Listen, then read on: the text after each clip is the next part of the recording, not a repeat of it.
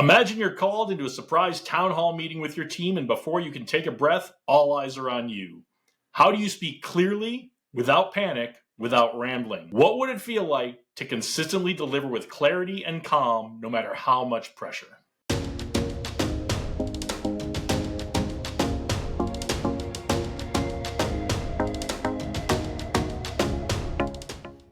Under pressure, even seasoned communicators falter, overthinking, rushing, or blanking. But the best leaders can convey calm, competence, and clarity when it matters most. Today, I'm giving you 3 techniques to deliver confident, compelling messages under pressure, even when all the uncertainties swirl around you. Technique number 1 is to reframe your mindset and stay present. Confidence is built, not born. It's anchored in your presence, not perfection. Harvard Business Review advises that leaders should bring their best self, not their whole self, to the workplace and to these kinds of situations. Focus on your composure and clarity rather than oversharing and emotional turbulence. The tip is, before you start speaking, ground yourself with a brief breathing ritual.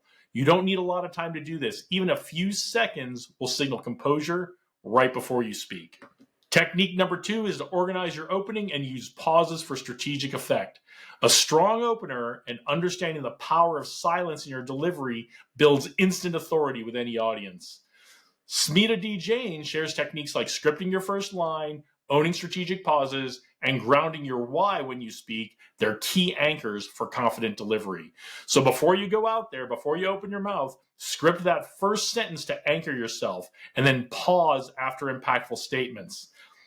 Silence has a lot of power. Let these points hit home, and it gives you a chance to prepare your next thought. Don't worry about what people think about you pausing. I guarantee you the pauses you're making are not as long as you think. Technique number 3 is to slow down and clarify.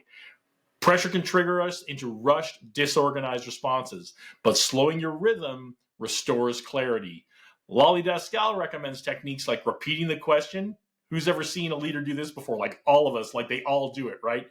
Repeating the question, pausing to organize answers, and framing your thoughts calmly when speaking under pressure. Paraphrase the questions you're asked back to the person who asked them to buy time. Remember readbacks from some of our other videos? Structure your response into clarify, answer, and then use that pause again to let it sink in. All right. Now you have 3 new techniques for the next time you have to speak extemporaneously in front of a crowd. Remember to breathe and center yourself so you can bring your best self forward. Script your opening statement and let strategic pauses do a lot of the work for you, and keep it slow and steady. Repeat the questions to buy time and give more clarity to your answer. A bonus tip is to practice all of these under pressure scenarios to build a habit and your confidence. Remember, confidence is built, not born. That's it for today. If you found this helpful, please like it and share it with someone who can use it. Name one pressure situation you can pre-rehearse this week and drop it in the comments for us, and let's all work on building our skills together. If you found this really helpful, check out our Be the Boss program. It's 16 lessons with a lot of skills like this and a lot more you won't get from these short videos that will help you build your leadership skills and become the kind of boss you always wish you had when you were starting out.